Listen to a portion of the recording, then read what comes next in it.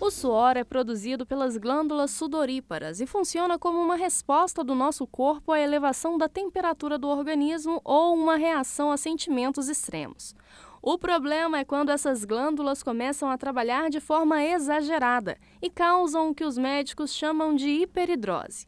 Ainda na adolescência, Pedro começou a reparar que suava mais que o normal. Quando eu tinha uns 12 anos, eu comecei a perceber que minha mão suava muito, que suava aquela coisa de ficar assim, molhado mesmo. Se eu colocasse a mão, ficava a marca da água, assim, e meus pés também.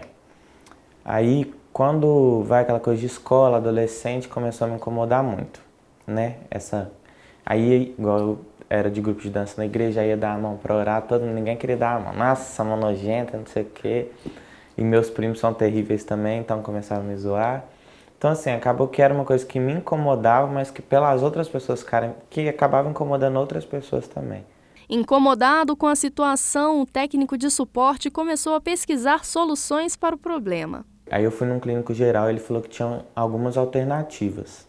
Ou eu podia fazer o processo cirúrgico mesmo, aí tem processo de botox que pode aplicar, só que tipo assim, o do botox, por exemplo, é uma coisa que você vai aplicar, ele vai durar 6 meses, você tem que ir sempre lá e é mais doloroso também, que você toma injeção direto na mão, então não é muito legal.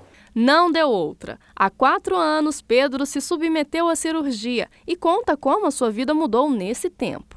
Então, eu sou canhoto, né? Então, assim, a gente que é canhoto escreve e a mão vai passando por cima. Então, assim, em época de escola, hoje em dia na faculdade, eu escrevia, meu caderno era todo borrado. Porque eu ia escrevendo, a mão já ia suando, já ia borrando tudo. Então, pra mim, isso melhorou muito, questão do meu estudo mesmo. De ter mais liberdade de pegar na mão das pessoas e de não ter que ficar preocupando, tipo assim, tinha hora que qualquer coisa que meu emocional afetava, tipo, minha mão já tava suando, tipo assim, se eu ficava assustado, se eu tava com medo, ou se eu tava nervoso, minha mão, tipo, pingava, entendeu? Era bem, assim, complicado mesmo essa parte. Localizadas por todo o nosso corpo, as glândulas responsáveis por produzir suor se concentram nas mãos, plantas dos pés, axilas e rosto. Por isso, quem tem hiperidrose costuma suar mais essas áreas. A Marcela também sofre com excesso de suor desde pequenininha e revela um outro problema causado pelo distúrbio, o constrangimento. Eu creio que sim, porque às vezes, né, você dá a mão ali, igual por exemplo na igreja, por exemplo, você dá a mão para a pessoa que está do seu lado e fica meio melando, aquela coisa meio constrangedora. Tem muita gente que pinga, né, a mão, então eu acho que acaba se tornando uma situação um pouco delicada, assim, né? Tem gente que não incomoda, eu tenho amigos que também tem o mesmo problema, às vezes a gente dá a mão, né, aquele prega, mas assim, eu acho que se torna um incômodo sim. A universitária ainda não fez a cirurgia para controlar o excesso de transpiração, mas acredita que a vida vai mudar bastante após o processo. Eu acho que é um ganho, né? É porque é um incômodo a menos, né? Então, assim, eu acho. Eu creio que sim. Fala um pouquinho, é bom transpirar ou não é? Isso é bom, não é? É prejudicial ou não? Além do constrangimento da pizza debaixo do braço. É verdade. Né? Essas coisas que principalmente as mulheres a gente não gosta. Mas ele isso pode fazer mal? Bom, o suor, ele é uma necessidade do organismo de ajudar a controlar a temperatura do corpo, né? Muitas pessoas acham que o suor elimina substâncias, etc. Até ocorre, mas não como uma função essencial.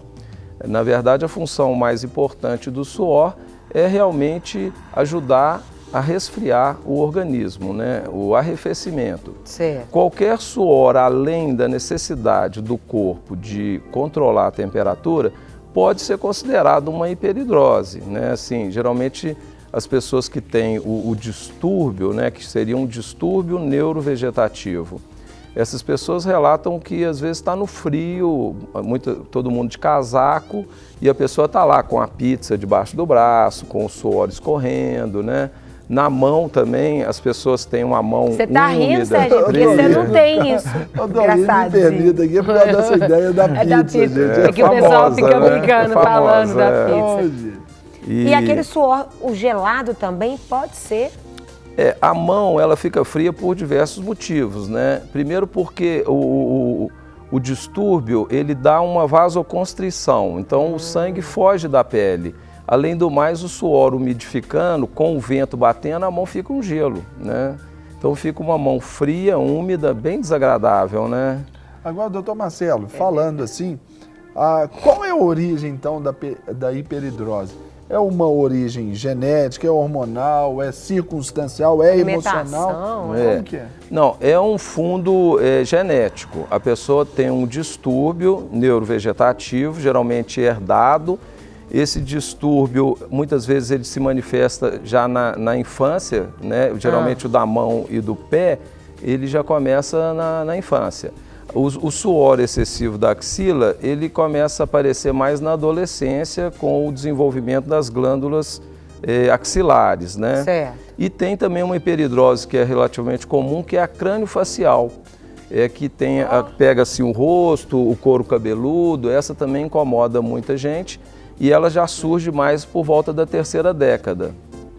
E se isso está interferindo, né, com as atividades da pessoa, muitas vezes atrapalha profissionalmente o desempenho de determinadas atividades, aí sim ela vai avaliar.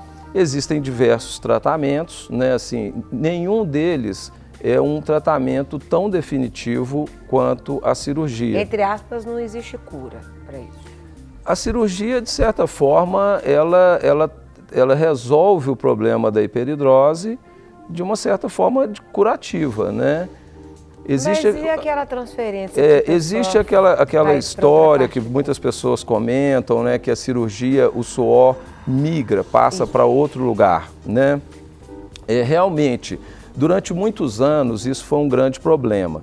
A pessoa fazia cirurgia para o suor, geralmente na mão, na axila, certo, e passava a ter um suor bem intenso de uma linha passando mais ou menos aqui na região submamária. Daqui para baixo, qualquer região podia aumentar bastante, num nível que às vezes a pessoa se arrependia de ter operado. Entendi. Na época se acreditava que esse aumento do suor se devesse a uma necessidade do organismo compensar a parte de cima que havia reduzido. E o termo sudorese compensatória passou a ser usado, é usado até hoje, né? Mas o fato é que com a evolução do conhecimento, alguns pesquisadores descobriram que esse suor se devia a cirurgia ser feita muito alta, né? Porque a cirurgia, a gente entra com uma câmera bem fininha, de 5 milímetros no tórax, com anestesia geral, e vamos identificar um gânglio nervoso próximo da coluna, de um sistema nervoso que a gente pode dizer assim, acessório. É um sistema nervoso chamado sistema nervoso autônomo. Ele é responsável por coordenar funções involuntárias, tipo o suor, o pelo eriçar quando a pessoa se arrepia, coisas desse tipo que a gente não tem controle voluntário. E essas pessoas que têm hiperidrose têm um distúrbio, um mau funcionamento nesse sistema nervoso. Então a gente identifica esse nervo e secciona, interrompe a transmissão nervosa, trazendo uma redução do suor numa faixa, geralmente que pega a mão, pega aqui mais ou menos na clavícula e pega até na outra mão. Existe a possibilidade de fazer na cirurgia mais alta, envolver o rosto também. Então a cirurgia serve para o suor, para a hiperidrose crâniofacial. Só que o que esses pesquisadores descobriram foi exatamente isso.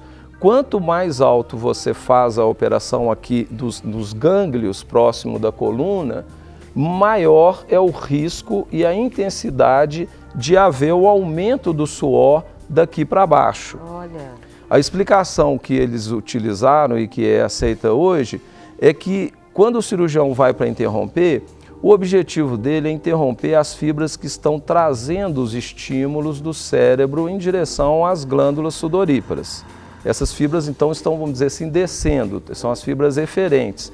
Porém, existem fibras nervosas que transitam nessa mesma cadeia nervosa e elas levam sinais, estímulos, que freiam os estímulos que vêm lá de cima. Então, a coisa se passa da seguinte forma: a pessoa chega num lugar muito quente, o cérebro envia estímulos para o corpo suar. passa um intervalo de tempo, o cérebro recebe estímulo de volta, de forma que ele vê que deu certo, ó. E aí ele reduz, né? Ele passa a diminuir, aquilo vai num equilíbrio. O cirurgião interrompia muito alto, depois da operação o cérebro, num lugar quente, enviava muito estímulo, mas não recebia o retorno direito, porque as fibras foram cortadas. Aí o cérebro interpretava que não deu certo, enviava mais, e a pessoa ficava suando, aonde a cirurgia não denervou, daqui para baixo.